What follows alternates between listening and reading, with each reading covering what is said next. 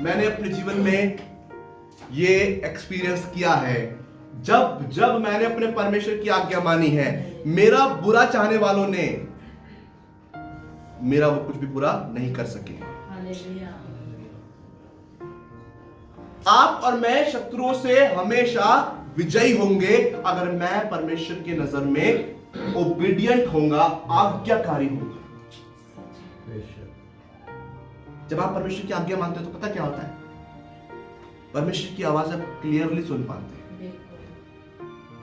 अगर आप परमेश्वर की एक आज्ञा तोड़ देते हैं ना, तो परमेश्वर आपके कान परमेश्वर की आवाज सुनने के लिए बंद हो जाते हैं। लेकिन जितनी आज्ञा हम मानते जाएंगे ना, परमेश्वर की आवाज क्लियर आपको सुनाई देती है, क्योंकि परमेश्वर आज्ञा मानने वालों से प्रसन्न होता है।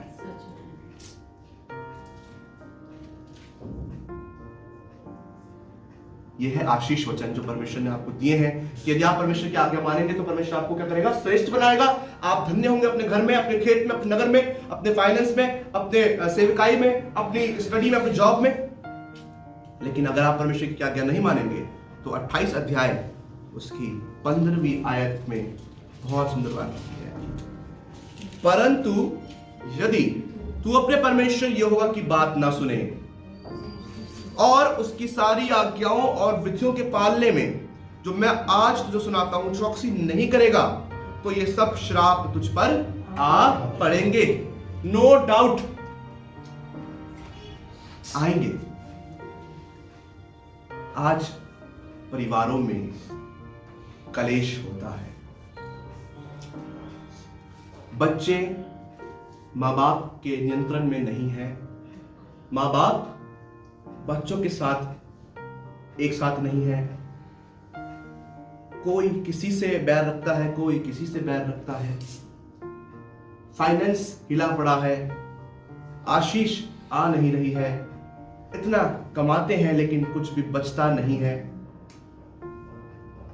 कर्जे पे कर्जा बढ़ता जा रहा है।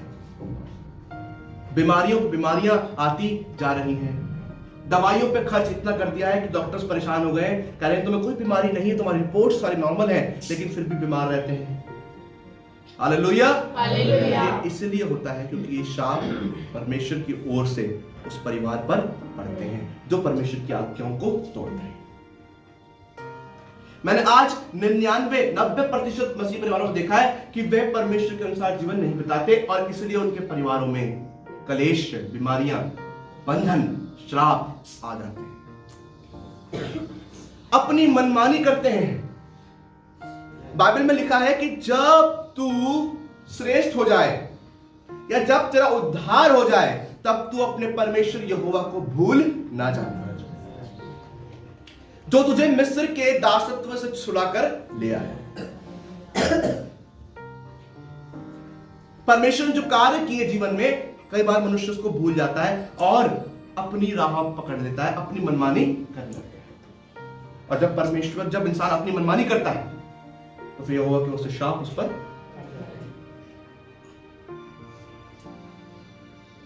मेरे जीवन में आज अगर कैसी भी परेशानी है, कैसी भी परेशानी है, तो वो इत्तेफाक नहीं है। बाइबल में इत्तेफाक शब्द नहीं है।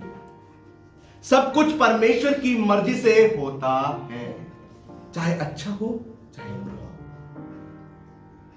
अरे हम तो मसीह हैं, परीक्षाएं आ जाती है, नहीं आएंगी, वो अलग परीक्षाएं हैं। आप बाइबल पढ़ेंगे आप तो समझ में आएगा वो कौन सी परीक्षाएं हैं। लेकिन समस्याओं में पड़े रहना, अगर आपके पास परमेश्वर है, आप समस्याओं में पड़े हुए हैं, इसका मतलब यह है कि परमेश्वर अभी पूरे तरीके से मेरे जीवन में नहीं है। क्योंकि परमेश्वर आशीषों का दाता है। उसके होने से बरकत आती है, उसके होने से आनंद आता है, उसके होने से छुटकारा आता है, उसके आने से, उसके दूर जाने से शाप आता है। जब आदम हवा ने पाप कर दिया, उससे पहले वो परमेश्वर के पास थे, तो परमेश्वर की ओर से आशीष उनको मिलती थी। लेकिन जब उन्होंने पाप कर दिया तो उनको क्या मिला? परमेश्वर की ओर से शाप मिला। आगे लिखा कि यदि तू उनकी चौकसी नहीं करेगा तो ये सब शाप उस पर आ पड़ेंगे। आज कलीसियाएं चर्च के लोग, जवान, यूथ अलर्ट नहीं है, मसीह जीवन को लेकर भेड़ चाल चलना बंद करें। परमेश्वर के वचन के अनुसार चलने का प्रयास करें। यह हर एक जीवन के लिए है, मेरे लिए भी है। मुझे परमेश्वर के वचन के अनुसार चलना होगा। आगे लिखा है, शापित हो तू नगर में, यानी जिस जगह तू रहता है वहां शर्मिंदगी तुझे घेर ले। तेरी निंदा हो लोगों के बीच में, लोग तुझे देख करके तुझसे दूर हो जाएं। शापित हो तू नगर, शापित हो तू खेत में, तेरा फाइनेंस कभी आगे ना रहे। शापित तो तेरी टोकरी, तेरी कटौती, शापित तो तेरी संतान और भूमि की उपज, गाय और भेड़ बकरियों के बच्चे। शापित हो तू भीतर आते समय और शापित हो तू बाहर जाते समय। हालेलुया। शापित हो तू भीतर आते समय और बाहर। जब तू भीतर आए तो तेरे आने से क्या हो जाए, लोगों को परमेश्वर का वचन बताता है कि मुझे परमेश्वर के साथ चलना होगा अगर मैं चाहता हूं कि मेरे जीवन में मैं ब्लेस्ड रहूं, आशीषित रहूं। लिखा है 20 आयत में, फिर जिस काम में तू हाथ लगाएगा उसमें यहोवा तुझे तब तक शाप देता रहेगा और भयातुर करता रहेगा और धमकी देता रहेगा जब तक कि तुम मिट और शीघ्र नष्ट ना हो जाए। परमेश्वर का क्रोध मेरे प्रियो नष्ट करने के लिए आएगा। ये नहीं कि वो आपको थोड़ा सा एहसास दिलाएगा और फिर आप पश्चाताप कर लोगे, फिर ठीक हो जाओगे। ये अलग चीज है। ये परमेश्वर धीरज रखता है, लेकिन जब परमेश्वर का धीरज खत्म हो जाएगा ना, फिर परमेश्वर ऐसा क्रोध करेगा जिससे तुम मर ही जाओगे, नष्ट ही हो जाओ, सारी सेविंग्स चली जाएगी। हमारे बैंक अकाउंट पर दुष्ट आत्मा अटैक कर देगी। पता कैसे करती है दुष्ट आत्मा अटैक हमारे बैंक अकाउंट पे? बताऊं आपको। आपके किसी खुदा मनुष्य के किसी के उस व्यक्ति के किसी भी परिवार में से किसी भी जन पर ऐसी बीमारी डाल देगा परमेश्वर कि घर का सारा कैश, सारी जेवर, सारी ज्वेलरीज, सारी सेविंग्स उसके इलाज में, और तब भी वो व्यक्ति ठीक। क्या क्या हुआ?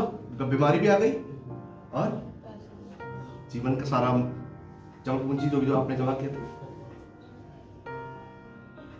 धन्य हो तेरा फाइनेंस भी। परमेश्वर फाइनेंस के लिए भी प्रार्थना कराया करें आप अपने परमेश्वर के दासों से। प्रभु मेरे बिजनेस के लिए प्रार्थना करना, प्रभु मेरे जॉब के लिए प्रार्थना करें प्रभु से कि वो बढ़ता जाए, उस पर परमेश्वर का शाप ना पड़े।